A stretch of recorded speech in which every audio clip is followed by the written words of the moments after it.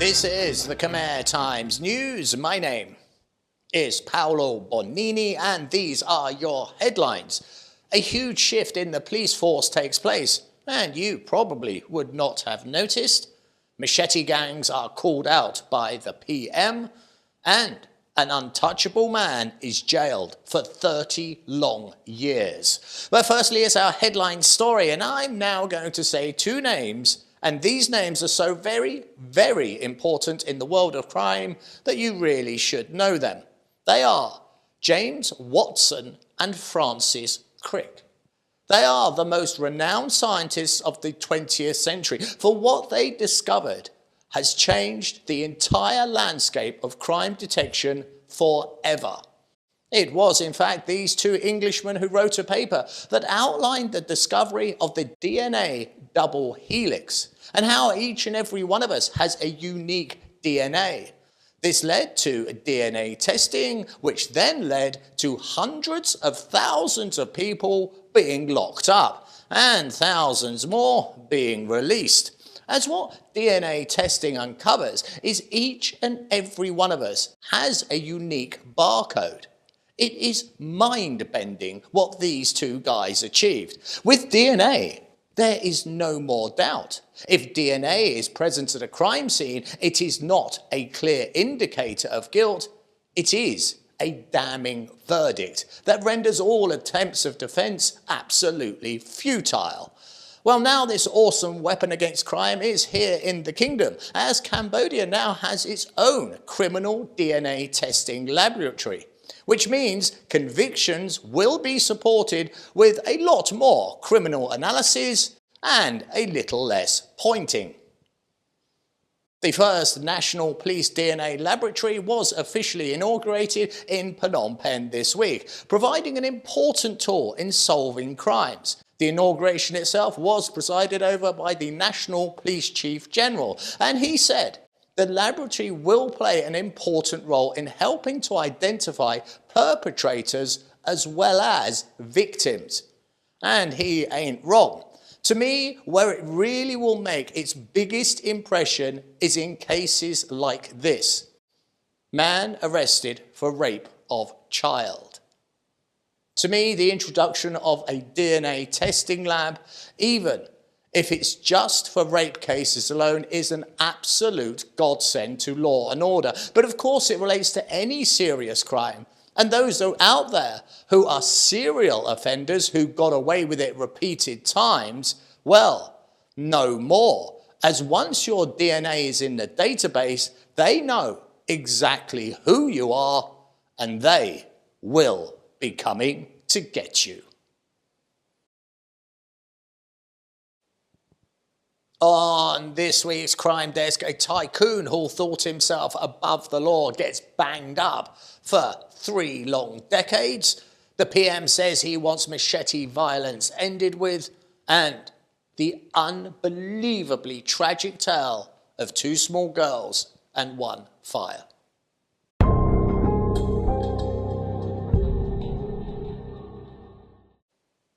We open up our crime desk with a story we have been following very closely, and hopefully you will recall the outrageous behaviour of this tycoon.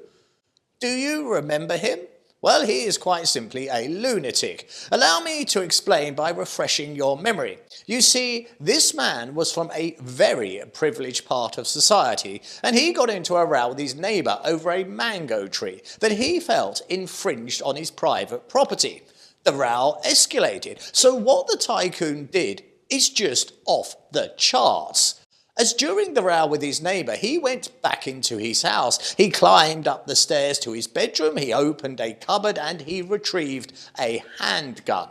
He then went back to his neighbour's house and shot his young neighbour repeatedly in his driveway.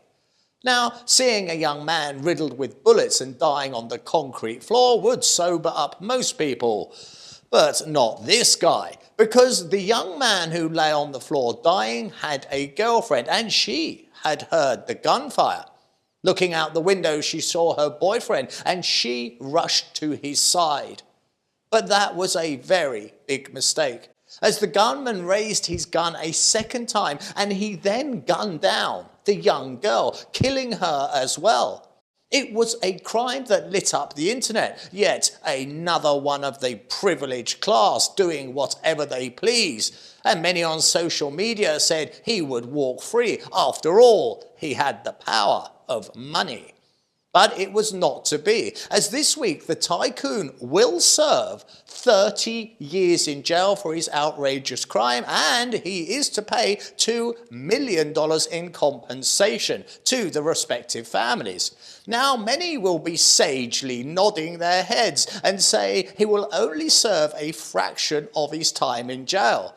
But that is not the case, as the Justice Minister only a few weeks ago said two things. One, he would resign if this guy did not go to prison.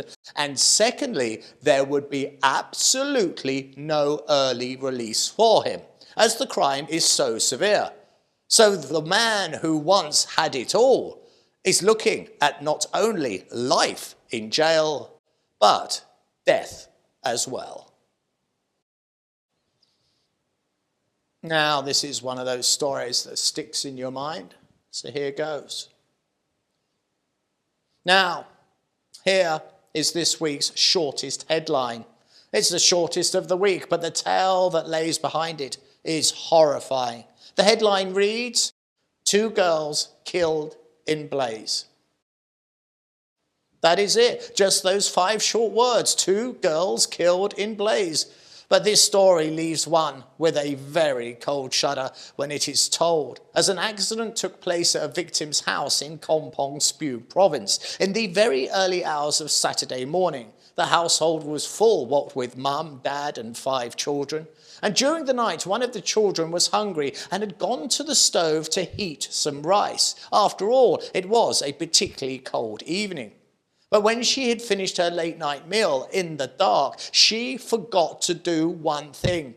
She forgot to turn the stove off.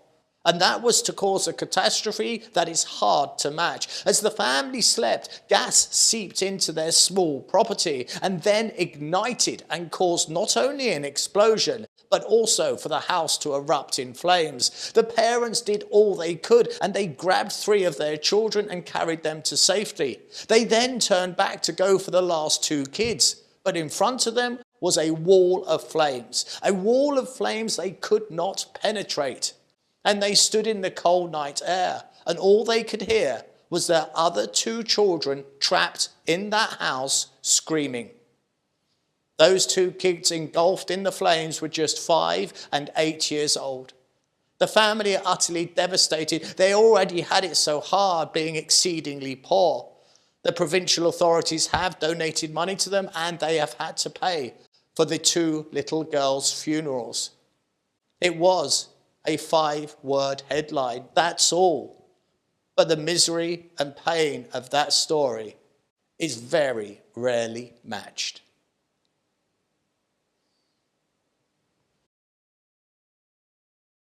The Prime Minister this week has calls for stringent legal measures to address the issue of violent and disruptive gangs that often carry long blades and machetes.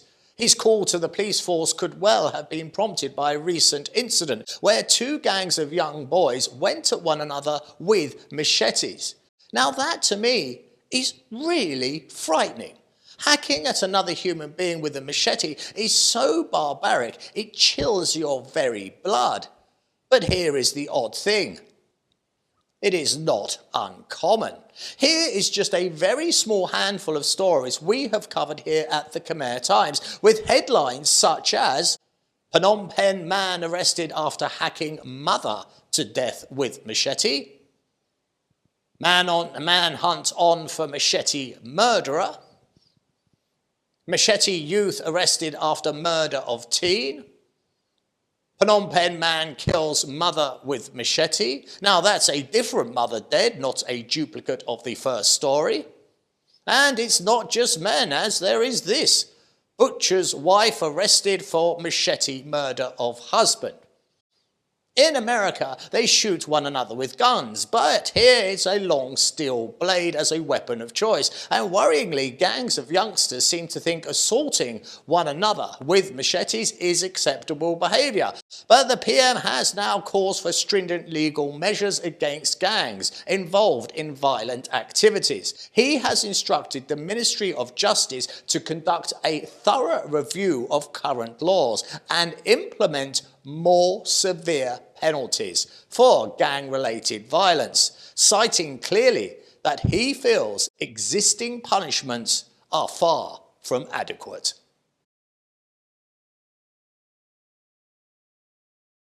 Let's finish up this week with some good news, and that is Cambodia is to introduce injectable HIV prevention drugs. And this really is big news, as the Ministry of Health this week announced that injectable pre-HIV prevention drugs will be available in Cambodia in 2025. Now, what this amazing medication does is very simple. It stops you from getting AIDS. And your answer will be, but I'm not at risk of AIDS, so who cares? Well, you need to think wider.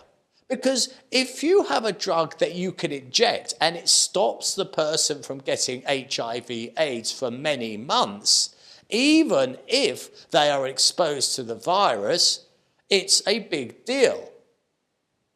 But I don't think you're getting it still. I don't think you understand the point. Well, how about if those people being injected work in the sex industry? It is they that are the very breeding ground for AIDS infection. So what happens is those most exposed to the virus, and therefore those most likely to spread the virus, are now immune. And that, trust me, is a very big deal. A member of Cambodia's AIDS authority said, "It is truly remarkable that Cambodia is the first country in the Asia Pacific to introduce this, and I think it is a great achievement." And he ain't wrong. If you remember the early days of AIDS back in the 80s, you will remember it was really, really frightening. A new disease that was not understood. It had no cure, and it killed you stone cold dead just for having sex. Well, now this terrible beast we call AIDS is far from cured, but it is being understood and it is being controlled. It's time to have a look ahead and see what the weather has in store for us next week. Here we are at the end of the show, and let's have a look at our weekly photo of what I've been up to this week. Here's Wilbert the hamster. You know him, don't you? I live with him. He's lovely. He's absolutely adorable. Well, Wilbert's chimney's fallen off. Wilbert's chimney's fallen off the roof of his house, so I'm getting it repaired. Right, that's the story of the week when it comes to my life. And let's get that to one side and get on with the weather. Now, what we have on the weather here is a mixed bag. We've got a little bit of rain. We've got what is obviously going to be predominantly sunshine. And we have high temperatures of 31 degrees. Stay up to date with all the breaking news by following us on both Facebook and Telegram. This has been Paolo Bonini, and that was the week that was. I'll see you next weekend for your weekly roundup.